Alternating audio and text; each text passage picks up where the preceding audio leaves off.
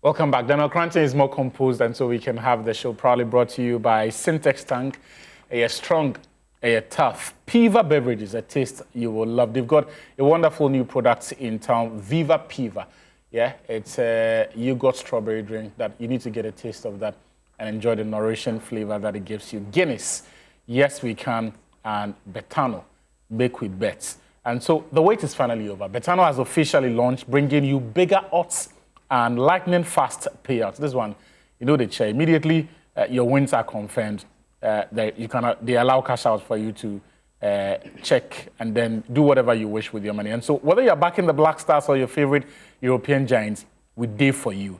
It's time to register and grab an incredible welcome bonus of up to 2,000 Ghana cedis on your first deposit. Charlie, join Betano now and make with bet. Bet responsibly. Remember that T's and C's are regulated by the Gaming Commission of Ghana under the licensing number. Gaming can be addictive, and that's why you need to bet responsibly. Daniel, Otto Addo and his team needed to react to Friday's defeats with a performance and possibly a result against Germany. First, his press conference and the stuff he said there, his responses. Before we talk about the game itself, what did you make of his answers to, especially his style of play, which he says is based on the opponents that he comes up against? Also spoke about public criticism and how he says he doesn't pay attention to social media and all of that.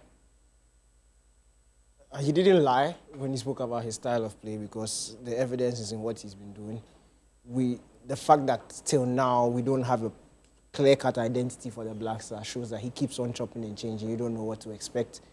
Very reactive manager, and he said it himself. He didn't hire himself, so obviously when he went into the interview, he probably told his employers, and they were happy with that, and they gave him the job. And again, he didn't lie. So the answer, I don't think it was anything far-fetched. It's a fact. In terms of he not paying attention to social media, I think it's a good thing. Because if he pays attention to social media, even the way he communicates in press conferences, when he's asked a question that seems like it's poking holes into his abilities as a manager, the way he comes off, he doesn't have that composure for a public speaker or a head coach or a leader. So if he says he doesn't pay attention to social media, I think it's for his Probably for the best. Yeah. And look, the thing is, when you are losing, you are annoying the fans. So everything you say is annoying. That's a fact. Yeah. And so if he had said these things on the back of a very impressive victory, everybody would praise him. But when you go and lose 5-1 and you say these things, it's even more annoying. The fact is, people don't even want to see your face. They don't want to hear what you have to say. Everything you say will annoy everybody. So I'm not, and again, I don't care what the manager says. I care what he does. What he does on the pitch. Yeah. And you saw what his team do today. Did you get the reaction you were looking for? It was much better than the Austria performance. There are obviously still some major issues in the team. Defensively, I don't see how you can pack five defenders and still be cut open as easy as the Black Stars were cut open today. So that is something that needs to be fixed. But even in that, you can still highlight some positive individual performances. So Pepper, I think Jiku had a good game. Ajite had a terrible first half, but settled into the second half. Elisha, when he came on, I think had a good game. Semenyo had a very good game for me. So there were still one or two individual performances that you can praise, and that's always a good sign that when you can't single out a single player or very few players who did well on the day. But at the end of the day, Ghana still lost. Yes, there were positive signs, but the team is still conceding chances. 6 big chances conceded. That is bad. That is very bad. 6 big chances means that if you are facing a very efficient team, this could easily have been 4 or 5. And it could easily have been a repeat of what happened against Austria or worse. So, yes, the scoreline was a bit kind, but if you look at the general performance and compare it, how the team reacted to going down, I think they performed much better against Austria. But I still don't think we are at the level where going into the World Cup, I can say that I'm confident. Okay. Sisho, let me come to you on this one. First on one of the things that he said in the pre-match conference about the right-back situation.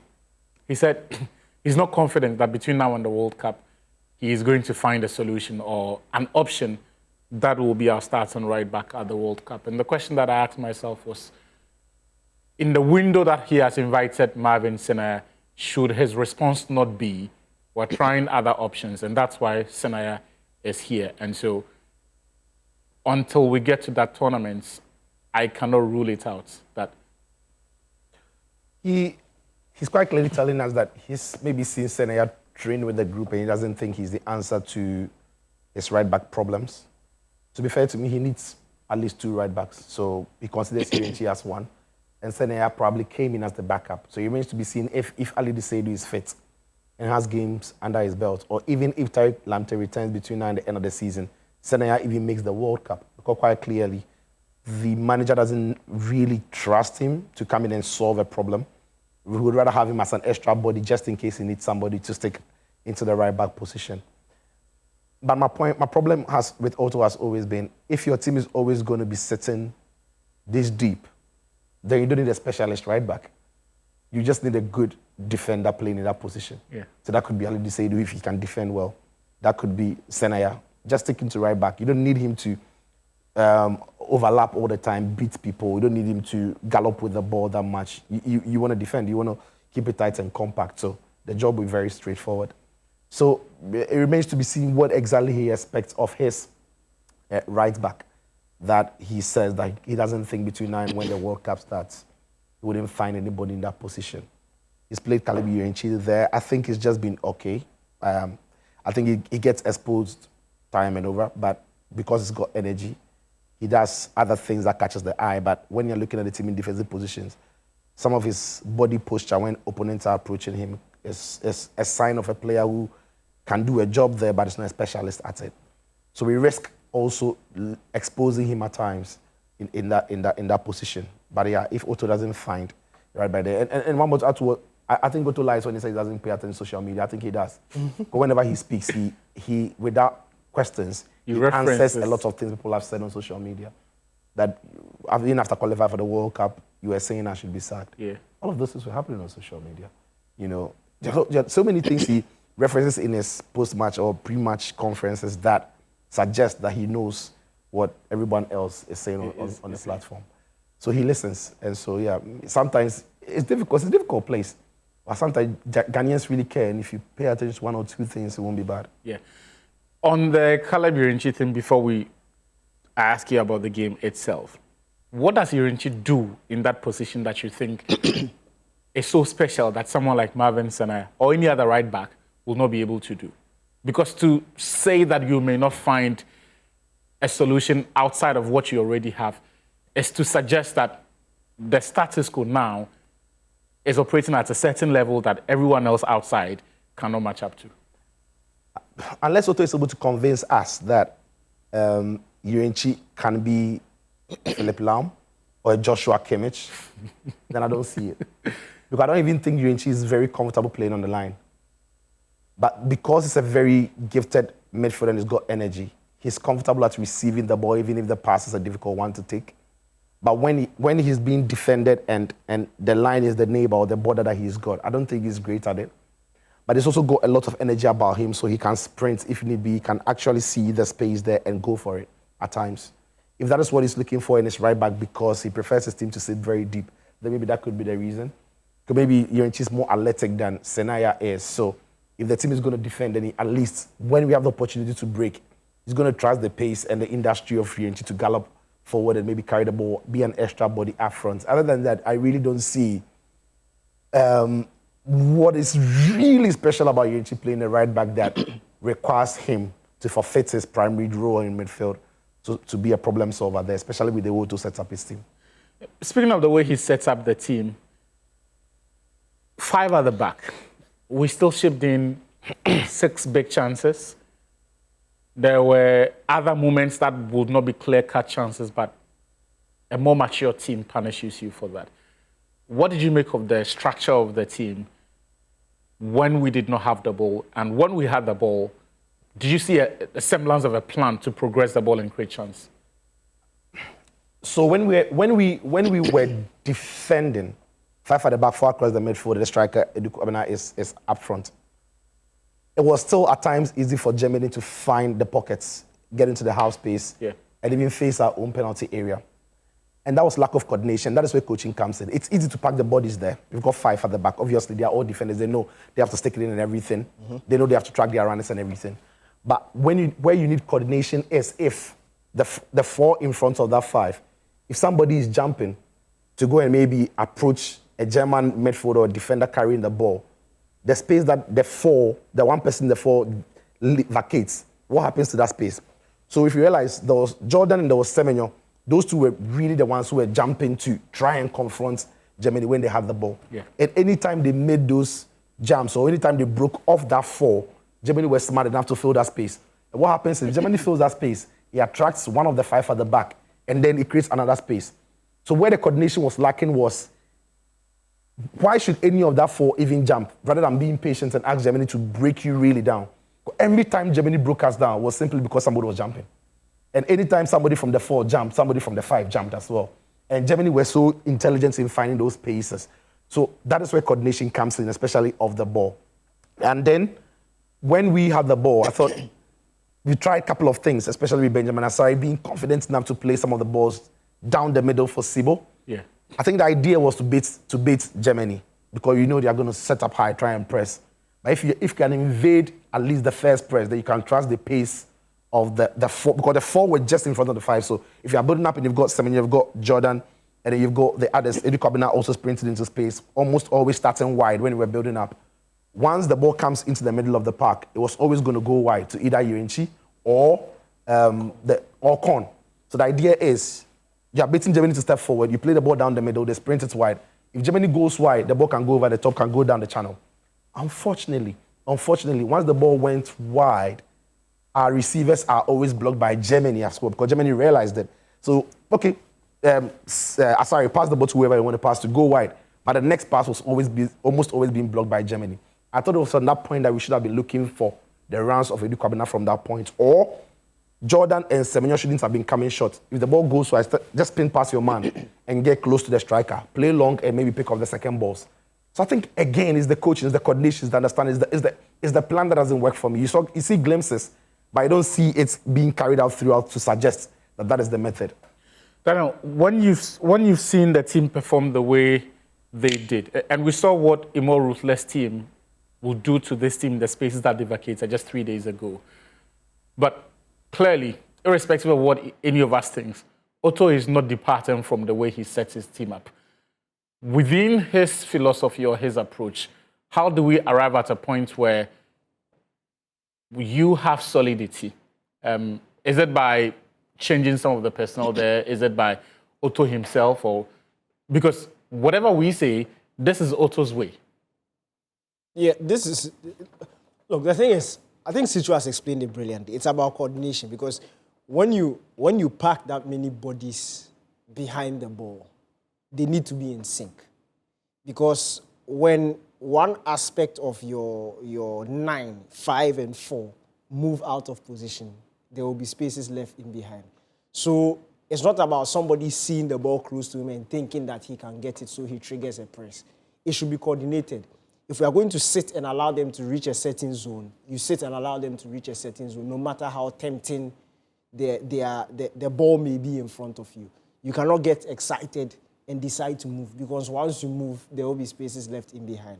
And I think that's one of the major reasons why, yes, we had bodies behind the ball, but there was still so much space in behind for Germany to be able to exploit. The number of passes that Germany could execute in our final third was disastrous. You cannot, with that, the number of bodies you have in that zone, it shouldn't be possible. You can't allow Verts and Lenatka to pass, and it's not short passing.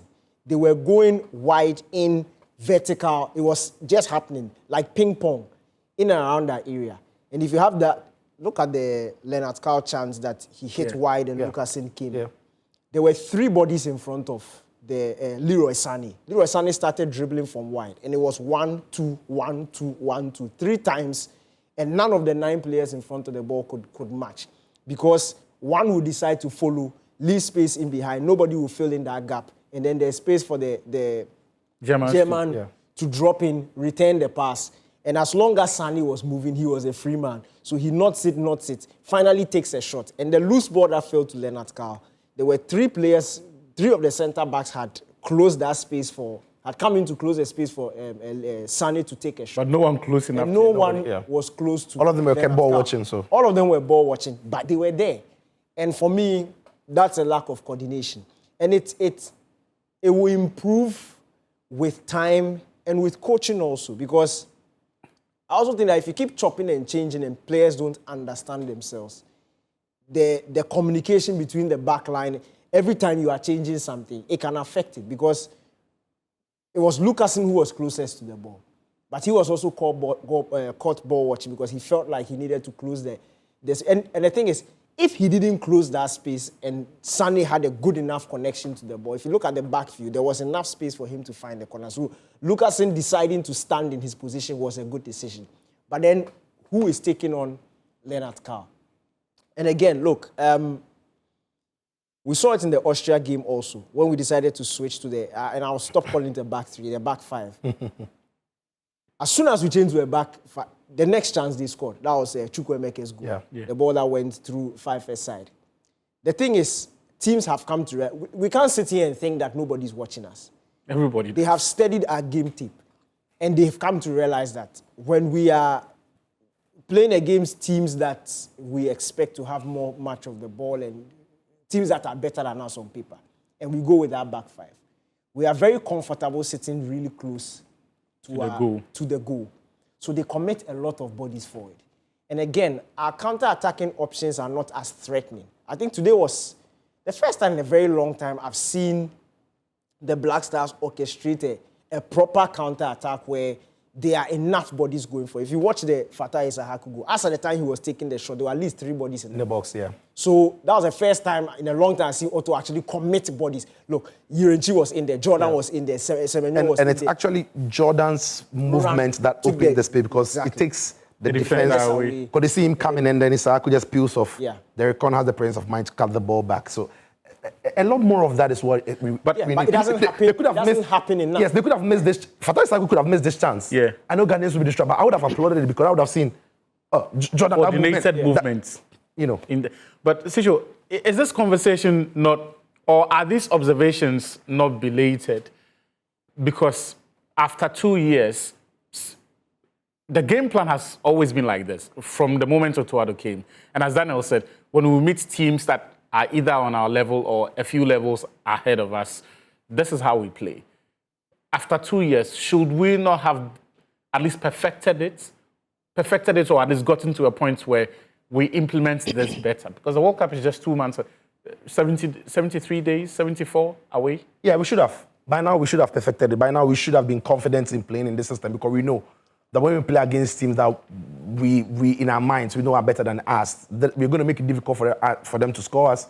But when we have the opportunities on the counter, we'll help them. The only problem for Otto, however, is that he doesn't normally get to play some of these teams. Because when you see our AFCON group, we are supposed to be dominating the teams. When you see our World Cup qualifiers, at least 5 out of the 6 of those teams, we are supposed to be dominating, or 4 out of the 5 teams, you have to be dominating them. So you can't always go into these games setting up this way to play. So the last time we played a team of this level would have been maybe Brazil. That was like 5 years ago or 4 years ago. And now you have Austria in the second half, as he did. Then you've got Japan, and you've got Germany as well. So those games don't come in, handy for him. It's over a long period before he gets those games to test these methods. But I'm saying these players are smart, they're intelligent. Some play this way in their clubs.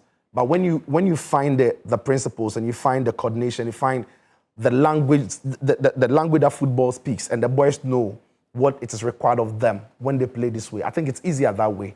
I just have a feeling we leave too many things to the abilities, the natural abilities of the players, and that is where the coordination lacks, because Jordan can be a good press of the ball. Semenyo can be a good press of the ball. So they have the instincts to press. But when they are pressing, it's not in sync with whoever is behind them. And so we see Semenyo pressing at City. We see Jordan pressing when he plays. But it's good. It looks good when they press in their club because they are in sync. Yeah. The player behind him knows Semenyo is going to go. Once Semenyo is moving, they track that run and they also feel in. It's not the same here, and that needs to improve.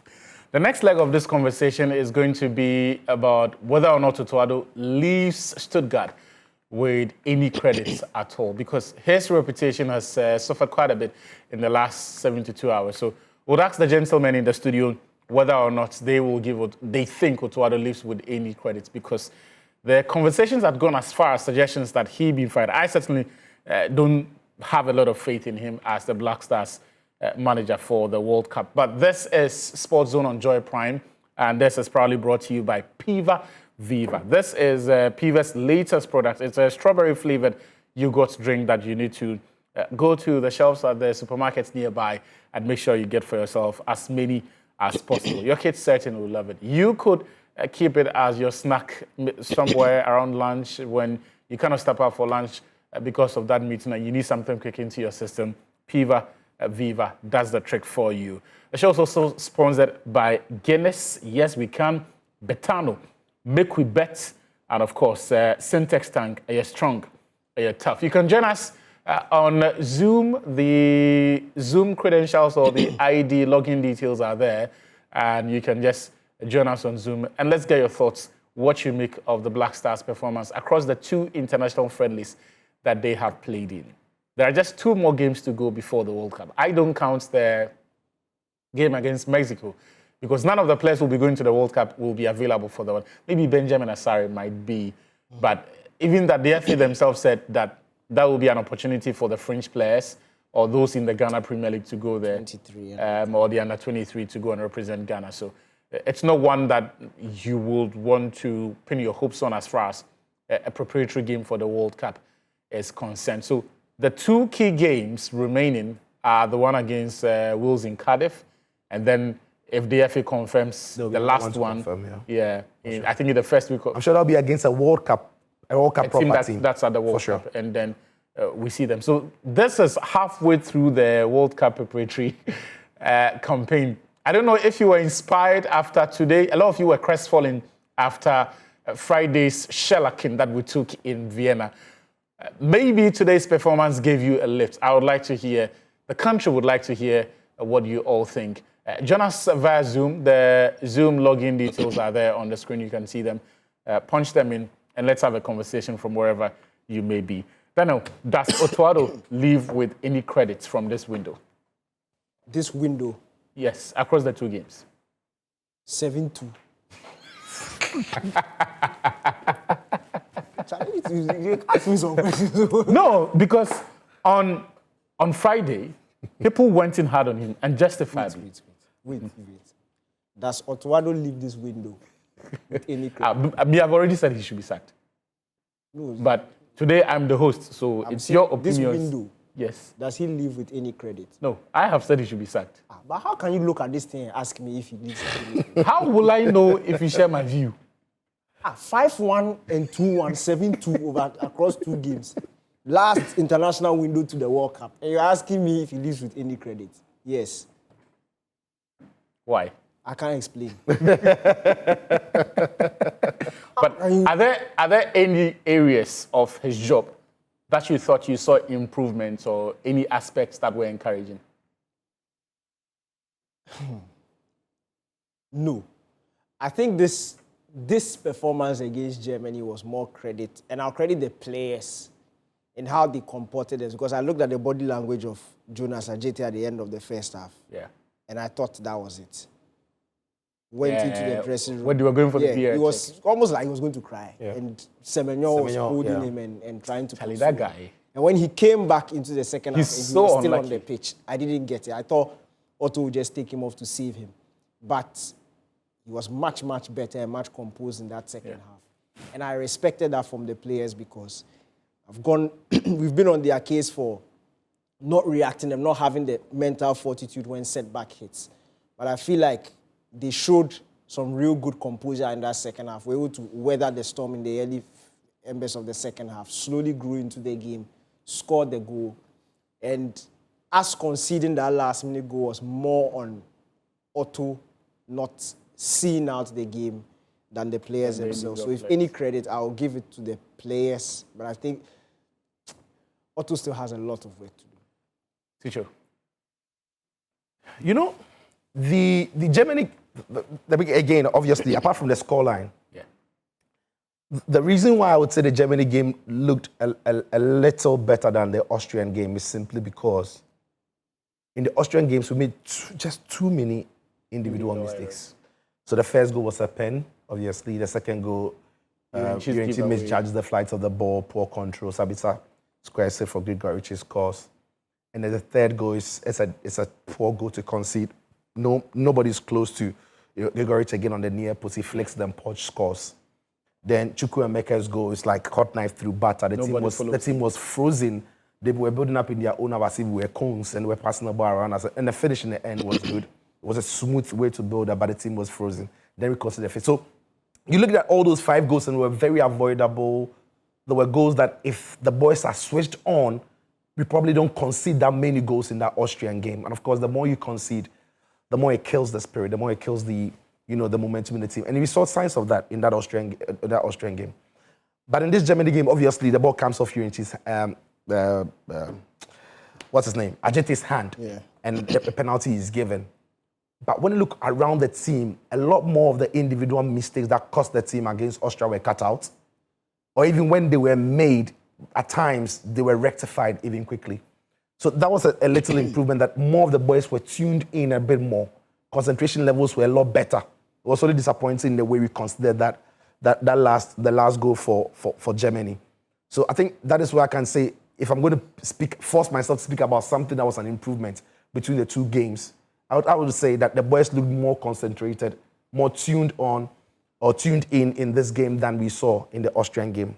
But when it comes to Otto coaching and his coaching staff, I'm not sure any Ghanaian has seen enough to be inspired that, look, we're going to the World Cup and we're going to get England and we're going to find a way to get results. We're going to get Croatia, same, and maybe Panama.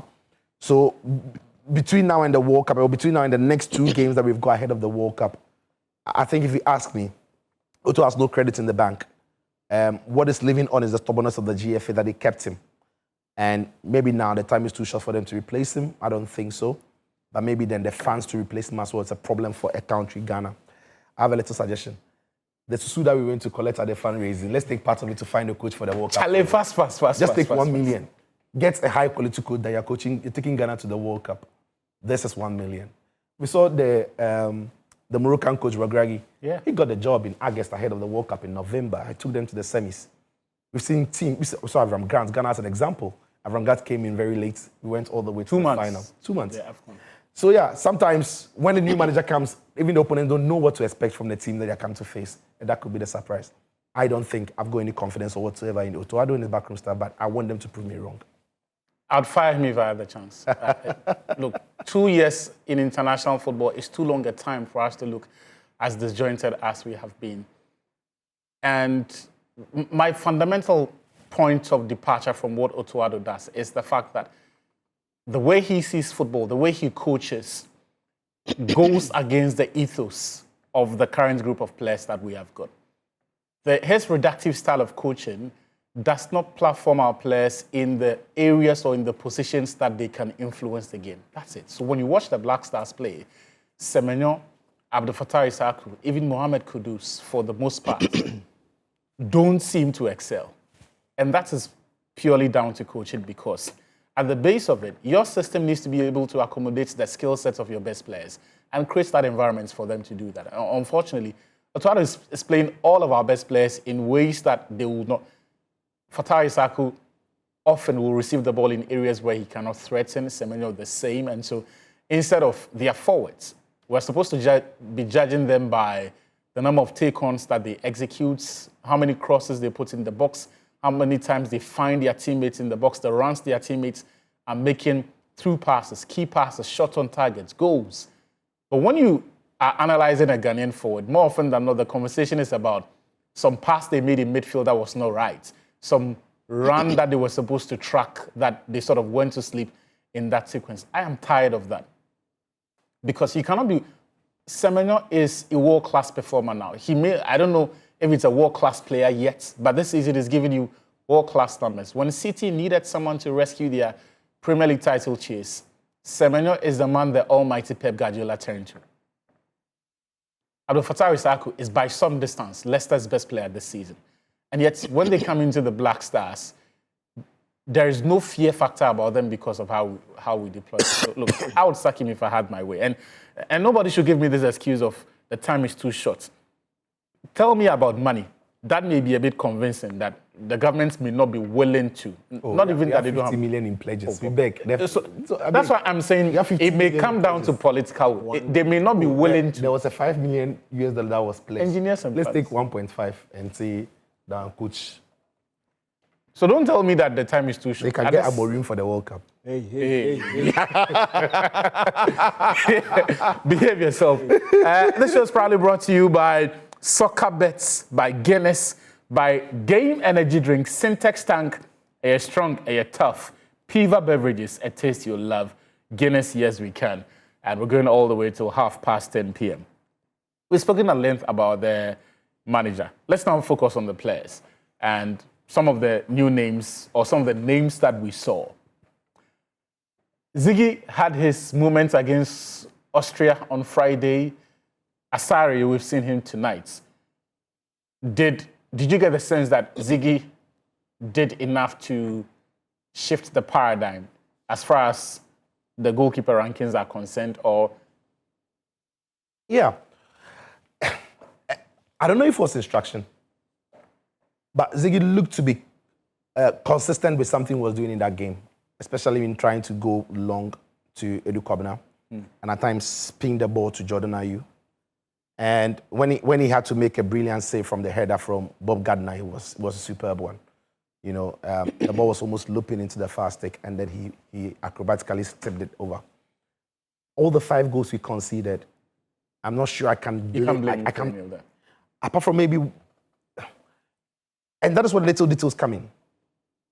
You wonder if he's communicating and calling people to watch things happening around them.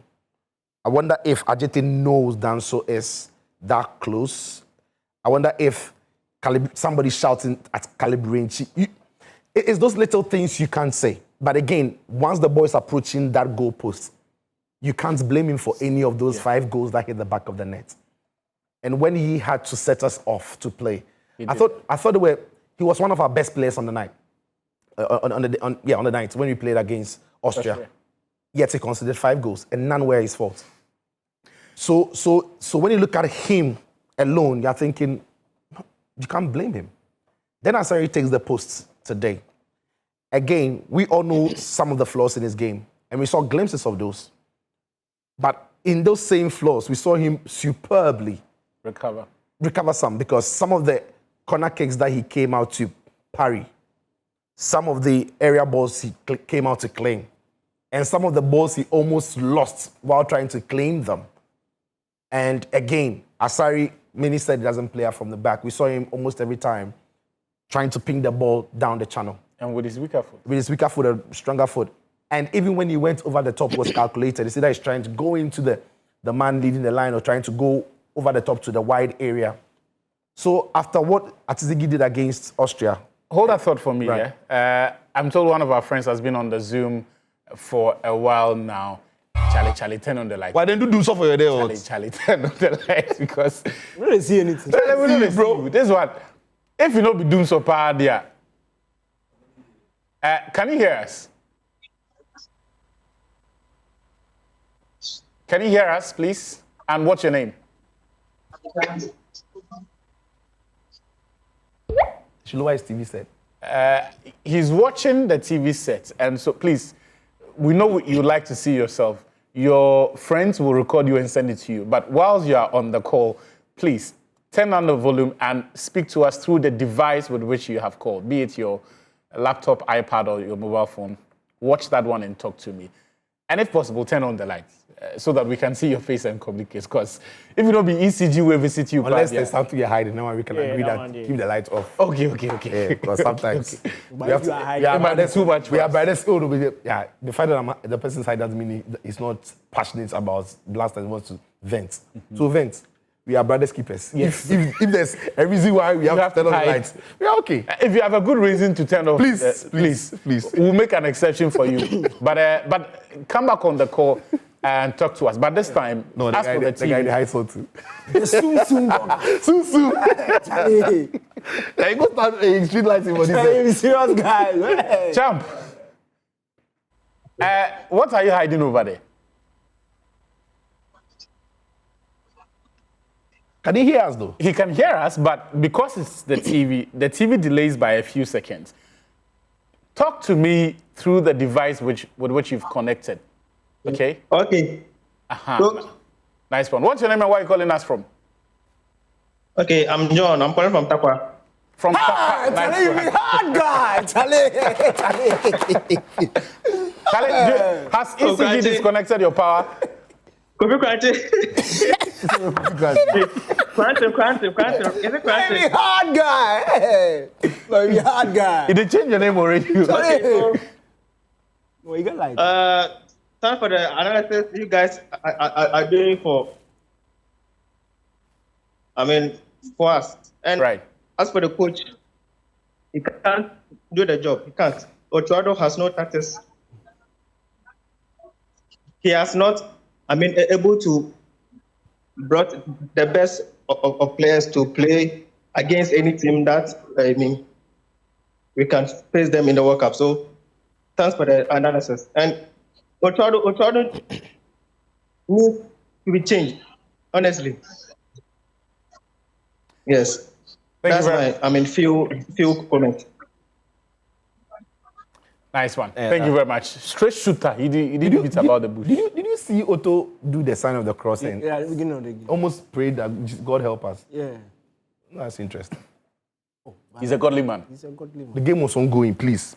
But he can pray. No. The game is ongoing. Focus on the pitch. But he was looking on No, the he pitch wasn't. and- He was doing. The game is ongoing. But wait, he couldn't have prayed in his. that sequence of But play. we It is what process. later? Siku, When you want to pray, enter your inner room. Shut the door. that sequence of play, your heart no cuts. He said, That sequence of play, your heart. "We have asked God." We have just say, "Rade." Small time, Lord, every time. God help us. See, there's a reason I don't like to run commentary on Ghana games because something necessary. The last minute, there was a ball that Partey made a hash of clearing, and then he got the second chance to clear it. I was like, Charlie, why? So, look, guys, join us on the Zoom. Okay, so let's pause on the Zoom calls. You can join in, but for now, we have to go to the German embassy where there was a viewing party for those of you who wanted to go there to watch the game and then catch a glimpse of what it was. Charlie, this is proper party feeling. Yeah, proper viewing party feeling at the German embassy. I think in cantonments, that's where they are, right? Where the Black Stars of Ghana were playing, or while the Black Stars of Ghana were playing Germany in that game. And Charlie, the diplomats there, they had to be acting all cool and measured, even when their country had scored in that game. But I'm sure after the winner went in there, they would not be measured. But is this a report? If we can hear the sound and what was about. Okay. So those are the visuals. Yeah, so we can quickly get some reactions from the Ghanaians and the Germans and everyone else who was at the ambassadors' residence, the German ambassadors' residence after the game.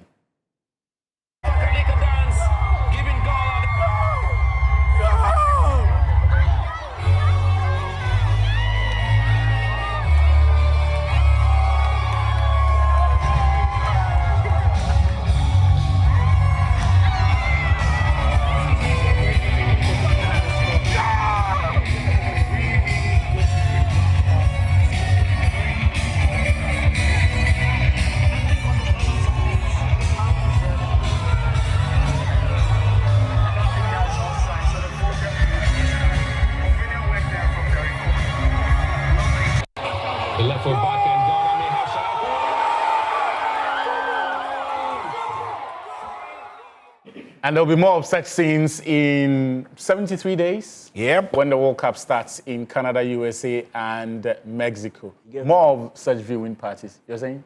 You said more of such things, but you say you don't get confidence in Otto. So if you don't have confidence in Otto, how are you going to see more of such things? It will be like this. Viewing parties. Viewing parties, but they will only be jumping in the team scores. We can score goals, but we did today. But this party, these things, but we scored back to back. We scored today. So that's where the goal will score, but We we'll will score, but But World Cup there, you will sit like this. so yeah, that's the conversation, and that's what happened at the German ambassador's residence, where they held a viewing party for Germany versus Ghana. Game finished 2-1 in case you've been hiding under a rock. First part of the show, we've discussed Otto Addo, the choices he made, his lineup, his game plan, and we will now get into the conversation about the players who were the biggest winners across the two games. I thought Prince Edu Kwabena covered himself in a lot of glory on Friday. Today, not so much. He had a chance to score, and he was not able to pull the trigger. But you can also join us on Zoom, join the conversation on Zoom. You can see the login details, the meeting ID on your screen, on the crawler there, on the Slack, sorry, and then join the conversation and let's hear from you. We've already heard from our brother. Okay. Benedict, or is it Bennett? All right. Good evening. And where are you joining us from? My name is Ru. I think there's another person Look speaking. into the screen, yeah. Don't look at the TV. Don't look, I know that your face looks nice. hear you. You look nice on the TV, but look into. And Can you hear me? No, look into the device with which you've joined. If you look at the TV. So I mean, yes. given out my perspective on the game, I think today was quite interesting from what we saw. I'm sure Mr. Daniel and Nsito had given out their verdict on the game, and I think there are positive things that we can actually build from here. But then what is actually lacking, in my point of view, has to do with the technical team, or I mean the coaching.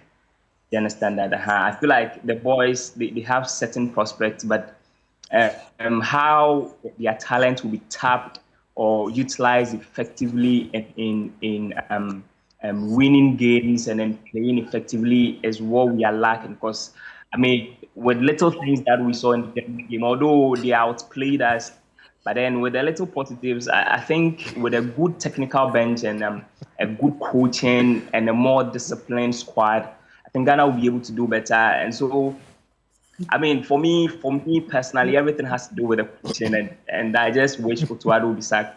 I mean, he's somebody that I know, but I just need somebody more experienced over. I mean, for us to see Ghana back to the top, to the level that, or in a Samoa and all of that. So now, I mean, if we keep this, I mean, technical team, I'm sure things like this would continue to happen and might change as we hope for. Yeah, so I mean, today was actually a good game, and I hope we just build on. We never decline again like it happens in some few, games and tournaments. Who is that cheerleader, or is it a coach by your side? Okay, nice. 1 minute, nice. Let's take another. No, I like his friend. Yeah. I like his friend. So his friend is watching. It's not another person. No. There was a friend beside. There's another person on now, but there was a friend beside. Hi, good evening. Where are you joining us from? Hello. Please turn on your camera. Okay, please turn on your camera so we can see you and have the conversation.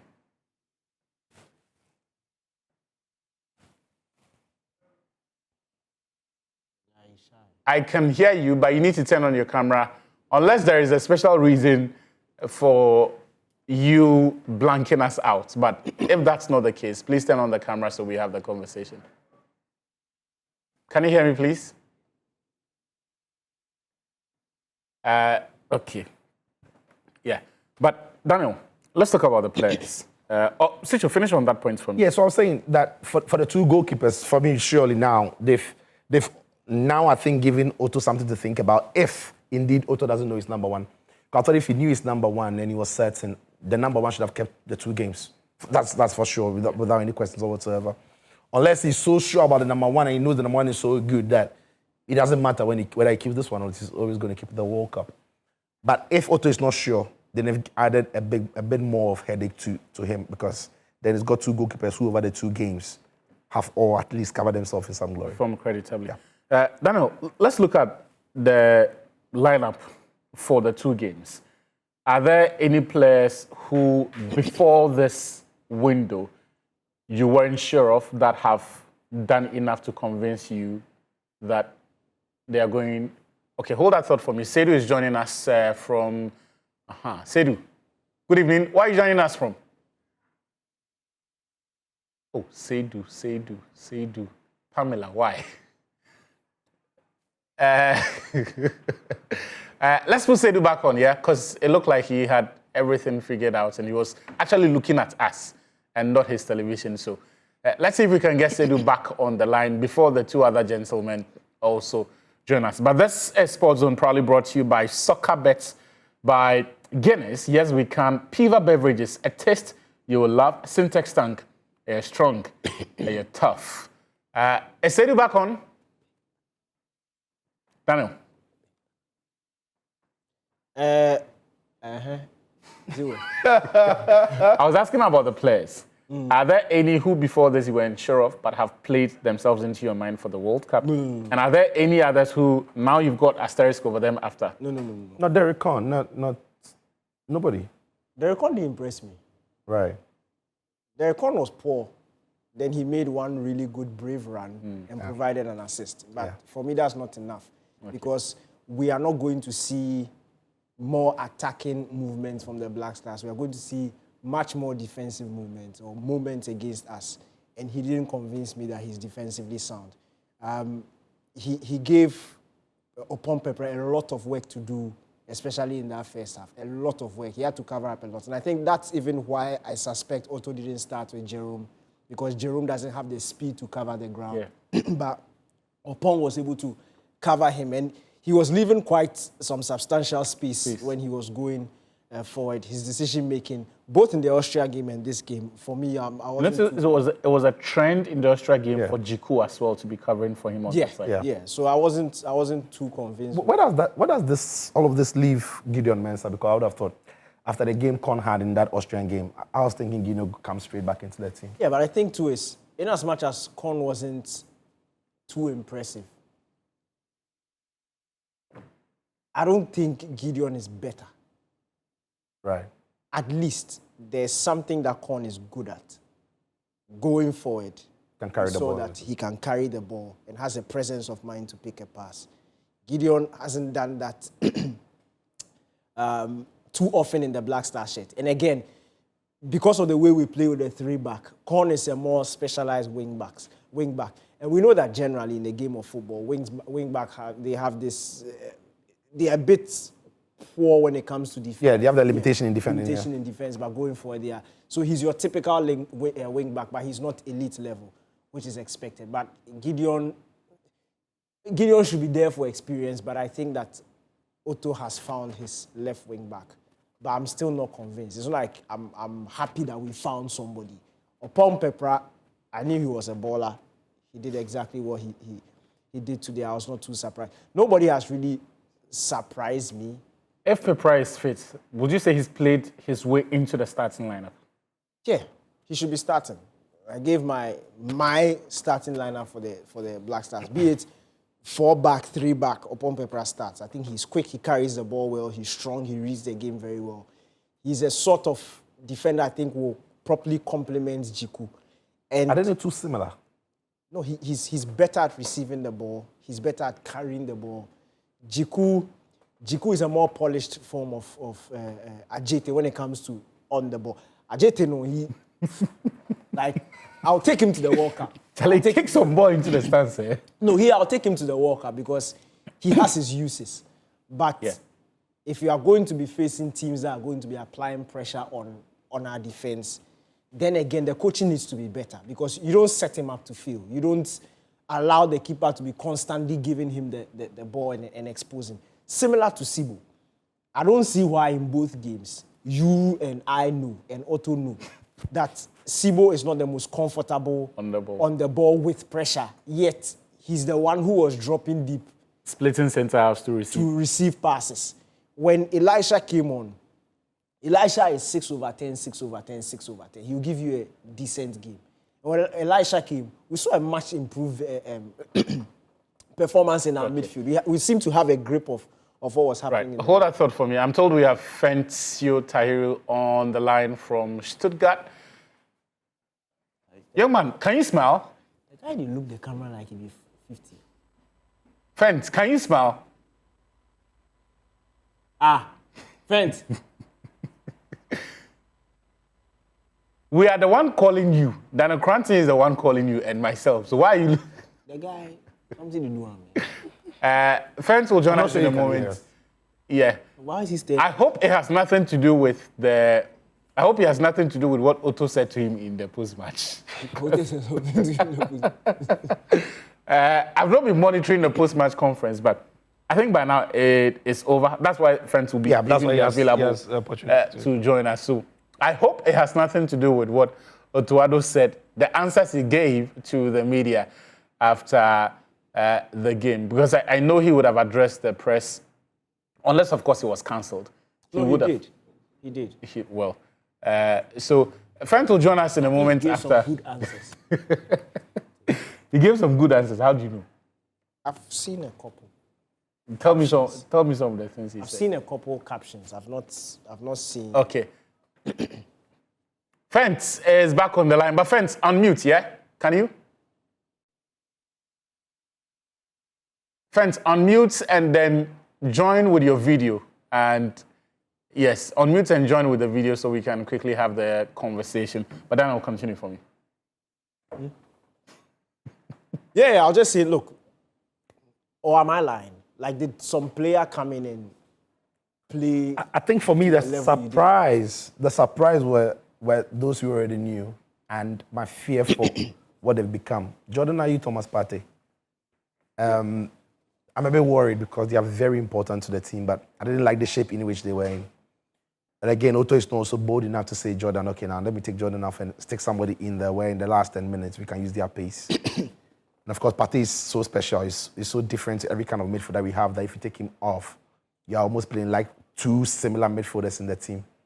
So the fact that they are not as sharp with their clubs and now seeing the signs in the national team, I'm a bit worried going into the next 74 days or so.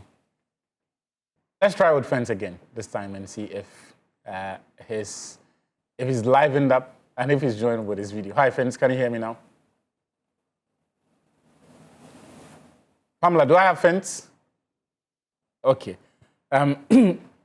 Now, the players who a lot of people have been complaining about, and unfortunately, it looks like we may be gravitating back to the Otto Addo conversation because a lot of people were not impressed by Jordan and the way Thomas Partey were deployed. Chicho, that is a function of coaching. The way I still think Partey has needs and should be able to complete 70, 60, 80 minutes if you have the right combinations around him, no? Yeah, I think so. Apart from the coaching, I just think physically they are lacking something. A bit of sharpness, that can't be down to the coach. It just has to be. Comes from not playing. Comes from not playing, being rusty a little bit and everything. So, yes, as for the coaching, it has rendered almost every player in the team, in the squad, ineffective, including Semenyo, Fatah, Isaac. You mentioned that those who are doing well in their clubs. It's rendered almost all of them ineffective, and that includes Partey and Jordan as well. So we know that the coaching has a problem and a bearing on the squad. But I'm just looking at those two important players. They were key for us in the qualifiers to the World Cup, especially Jordan. Well, Jordan scored against Austria anyway, so he can still score. But I think there's still, if Jordan is going to be part of our attack, then he can't be the one who was doing what he was doing 4 years ago. I remember in Qatar quite clearly that one of the problems everybody had with Andre was because he didn't have the pace to join the counter-attack. He was the one who was almost always slowing us when the ball got to him because he would take that one turn instead of playing it quickly. He would take that one turn instead of sprinting. He would stop the ball instead of just carrying on. And I'm afraid I saw a bit of those signs with Jordan in those two games where just one pass could have led us through. or just running straight vertically could have set us through. But instead, he would turn, he would hold on to the ball a little bit and invite the pressure on himself and win a foul and all of that. And sometimes it can be frustrating for the players who have got the pace about them. So you saw Semenyo a bit frustrated when there was an opportunity to take him, send him through, even Prince Kobna as well. Prince Edu, you know, he couldn't show that he was furious with his captain, but you could see there's his body. Doesn't have the aura yet. He doesn't, he's not rich. You know, so that is where my worry is, because they are important, we need them, and they need to bring their A game, especially to the World Cup. All right, there's still a Sports Zone on Joy Prime. We're going all the way till 10:30. Hey, time seems to be flying just when you're having fun. But you can also join us on the Zoom, and let's hear from more of you. The Black Stars have just played, lost to Germany, but you could say today's performance had more in it to be encouraged by, if not excited. Maybe excited is a stretch, but you could say today was, in some respects, an improvement on last Friday's. But regardless, we'd love to hear from you wherever you are in the country or on the continent, because I know a lot of you are watching us on YouTube, on Facebook as well. So join us with Zoom login details that you can see on your screen, and let's have a conversation about what you make about the Black Stars of Ghana, Coach Otto Addo. Do you have faith in him to lead the Black Stars to the World Cup? What about the players? Who impressed you? Who did not? We'd like to hear all of that right after the short commercial break.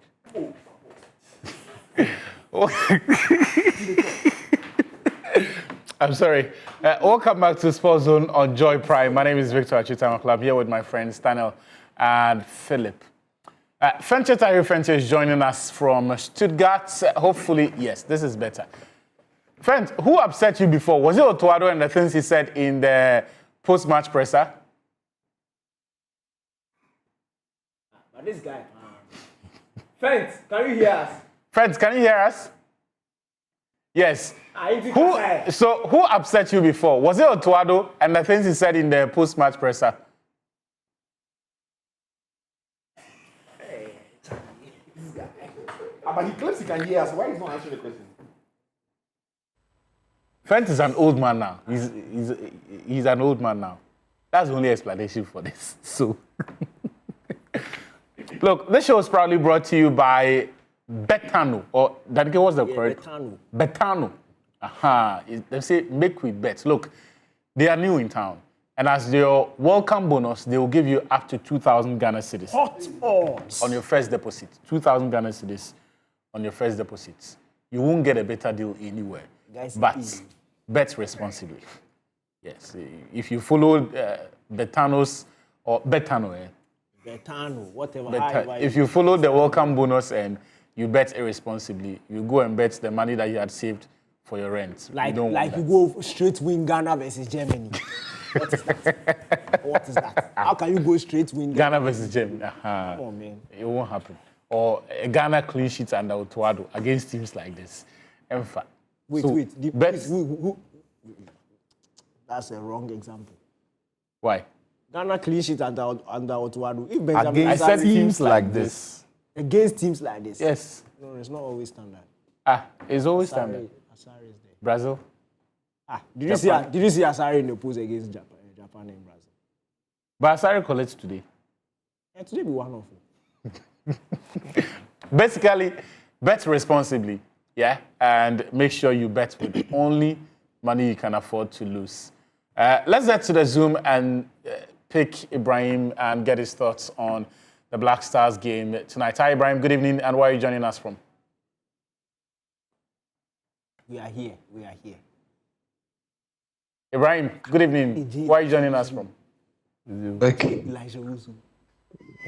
Hello? Yeah, we can hear you. You know what? Go ahead. Share your thoughts with us on the Black Stars performance. Hello? Yes, go ahead. We can hear you, Network. Ibrahim. Ibrahim, we are here. Don't stop Hello, watching the can you hear TV. We can hear you. Go ahead. The TV is why what explains the delay. Yes. I can't hear you. Speak to me through the device with which you connected, yeah? Be it iPad, phone, or whatever. If you try to listen to the TV, there is a lag by a few seconds. Okay, so Ibrahim, let's try again. Yeah, if you can hear me, just share your thoughts on the Black Stars game and any related subjects. I'm calling from Takwa. Right, Ibrahim. Go ahead. I think it was a much improved game from the Austria game. But I think Otto Addo won't help us. I think we need to get a new coach. We need to get a new coach. Yeah. It's straight out of it.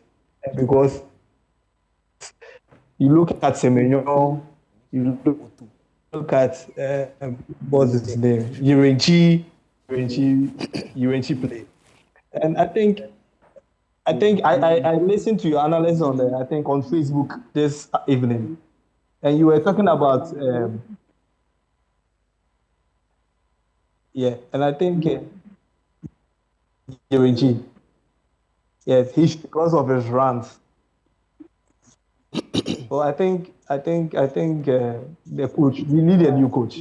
That's basically it. Because you can't tell me Semenyo is playing it, the way Semenyo is playing at City, and it comes to Black Stars, and it's as if he doesn't even know how to play football.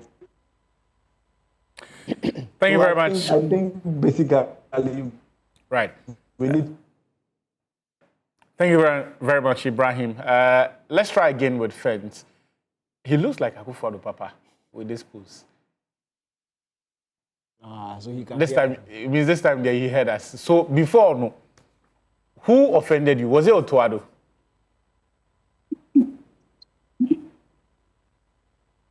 Friends, on mute. Friends, on mute so that we can hear you, because you.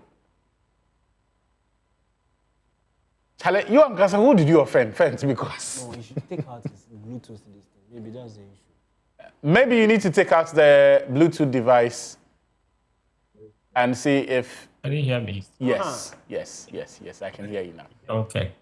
Yeah. Well, what did Otto Addo say in the press? Basically, I was saying that it's your producers who were annoying me because they will not allow me to unmute, and they kept saying I should speak. How can I speak when I'm muted? Yeah. But that one was within your control to simply. But when you're about to speak, someone doesn't have to tell you to unmute. You have to unmute. You can't speak when you are muted. Yeah, but you have to unmute. Anyway, let's talk about. And now I can't even hear what you're saying. I know that you can hear me, but I can't hear you. So basically, what I'm going to do is that just summarize what Otto Addo basically said at the press conference today. And it was a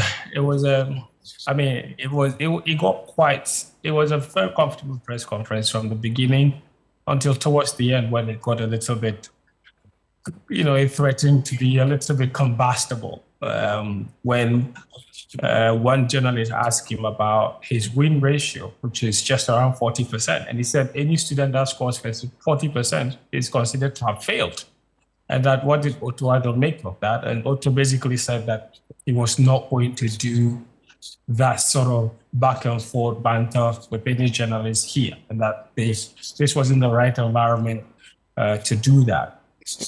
But I think he addressed a couple of issues. Number one, he said that it was a much more improved performance from the team. And I asked him what made the difference. And he said the conversation he had with the players made the difference. And that after the Austrian defeat, he sat down with them and he told them that he didn't think that they were ready for the World Cup. And that anybody who thought they weren't ready for the World Cup, they didn't have any business being here. And that against Germany, he needed to see players who were ready to go and fight at the World Cup. And that's what he saw. I think he also addressed the issue of Jordan Ayew. I think I heard Sicho talking about his tendency to hold onto the ball, and he was asked about it. He said it's a deliberate tactic because we didn't have a lot of the ball, and he said whenever we had the ball, he needed his players to hold onto the ball a little bit more to draw other players into the picture. So I guess that was an instruction from the coach. I'm not exactly sure. And I saw that a lot of people were also talking about Jonas Ajete's back-to-back penalties conceded. Otto was very, very upset about that decision. He literally said that he didn't think the referees understood the handball rule. And he referenced Germany's Euro 2020, I think 2012 final against Spain, where they didn't concede a handball for a similar situation. And he says in that situation, no handball. Today there's a handball, and basically said he didn't understand why the referee gave it. And I think that explains why Otto Addo was seen talking to the referees in a very angry manner, especially after the penalty was conceded. But on the player himself, he basically said that he was a bit unlucky and that he hopes that that doesn't happen in the future. I think the most important question that was asking was about team building and why he called up 26 players only to end up using only about 15 of them. And he said he doesn't have the luxury of Germany or of Argentina, where he basically has a base. So now he has to constantly keep trying new players. And then he says that we have to pray that a player like Jordan Ayew or a player like Thomas Partey doesn't get injured.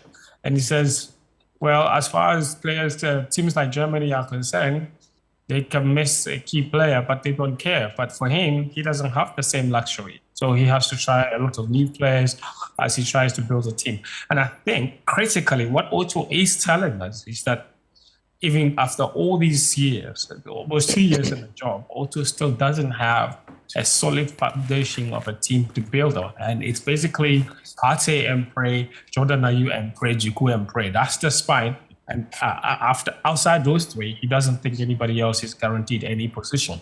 I asked him whether he, on a scale of 1 to 10, what idea he had of whether he had an idea of a team that he's taking to the World Cup. He said he has 2 months and that they have 2 more friendly matches and the door is still open for anybody else to come in. So I am not leaving these 2 friendly matches with a sense that Otto Addo has settled on a team yet. I think we all know that he has a certain core of 10, 12 players, but there's probably like 10 more players whose positions are definitely still up for grabs. And we saw one particular curious case that we saw from these friendly matches was his insistence on playing core.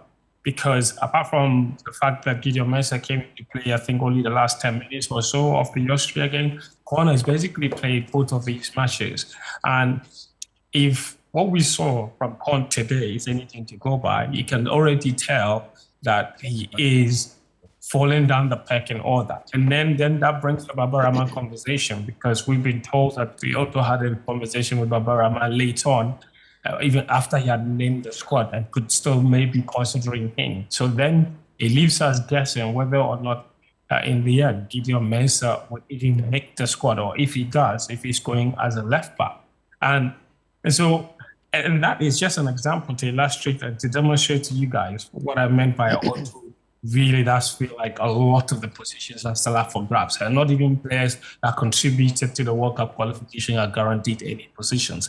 I'm also very interested in what would happen in that goalkeeper situation. We always wanted to see Benjamin Asare against a top quality opposition. And tonight, he may not have conceded 5 goals, but we saw certain elements in his game that were hitherto probably not exposed in all of the previous 7 matches or so that he's played for the national team. So then it's left me thinking, what would Otto Addo do in that sort of situation? So that is another really key thing that we will all be looking forward to or looking out for in the next few months. I think the last thing that I need to highlight is that, Otto, I had a very interesting conversation with Hans Edusape, a 5-minute conversation that I had with him that we will share on our platforms tomorrow, about the team, about what he made of this team. And I asked him to compare the squads between the 2010 squad. Obviously, he said you can't compare, but then he spoke about certain elements, basically something in the direction of the fact that there is not enough quality in this team. And he said that there are players in the team that overrate themselves. He said they overrate their talent. they're not at a certain level that they think they are at. And he says that's one of the reasons the team is struggling. And he said that it was unacceptable that they lost 5-1 against Austria. And he basically just stopped short of saying that Otto Addo has not been impressive, because even after we finished the interview, we had a little chit chat, and you can just tell from the nuances that even he himself has had issues with Otto Addo. And one thing for sure is that I think the performance, if anything was to happen, I think the performance against Germany, maybe the scoreline, let me put it that way, because let's not forget that we still conceded a lot of chances. When I spoke to Julian Nagelsmann, in fact, I was the only one that stayed behind to ask Julian Nagelsmann about the game. And he said in the first 20 minutes, they should also have been 5-0 up. And so it goes to show the number of chances that they created. And he's right, because I think maybe less towards the last 10 minutes of the first half, we were not in the game. We didn't create anything. In fact, in the first half hour, we didn't even complete a single pass in the opposition half. That is how bad it was at the beginning of the game. We did come into the game towards the end, and Nagelsmann was right. And he said that, obviously he said he wishes Ghana all the best, but he said something that stuck with me, that in that first half, that even in the overall game, he said that it could have been 5-1, it could have been more, just like in the Austria game. But he said in the end, what is critical in football is winning. And that tonight, 2-1 was enough for them to win the game. And when you win, it boosts confidence. I think the result will do Otto Addo a lot of good, because there are people that would have been impressed by the fact that we didn't lose by 5-1. But I think that if we all take a sit back and then analyze this performance, this probably was another 5-1 performance by the sheer volume of quality chances we conceded. And when you need top position at the World Cup, this is always going to happen. And all right, thank you very much, friends, for that rather extensive take the fact on that even in this Otto Addo's press conference and the things that he said. That's friends. He watched the game in Germany for Joy Sports. Gentlemen, we've got 2 minutes to check out of session, a minute each, on Otto Addo's observations and his engagement with the media. If what Jordan was doing when you set up a team to defend that deep, the ultimate goal in attack is to hit on a counter. Yeah. If the coach's decision is that when you have an opportunity to counter, you hold on to the ball, then I have no words. It defeats that. Daniel, what do you think? We didn't win, so. Now, I'm talking about Otto Addo's explanations in the press conference. We didn't win, so I'm not convinced. Fence is right. Look, it was a 5-1-ish performance, but in terms of the chances we conceded, but in as much as there are improvements, you still can take this to the World Cup. Otto Addo, the ball is in your court. For as long as you remain the Black Stars coach, we'll support the team and hope that you improve your staff and lead this team into something significant. That's been our show on Joy Prime. This has been Sports Zone. My name is Victor Achitano. I've been here with Daniel and Sicho. Friends, join us at the tail end of the show. The rerun of this is going to be on Joy Prime, I think 1 p.m. tomorrow, but you can also find the full show on YouTube. Make sure that you follow Joy Sports on all of our channels and our socials. Have a good night.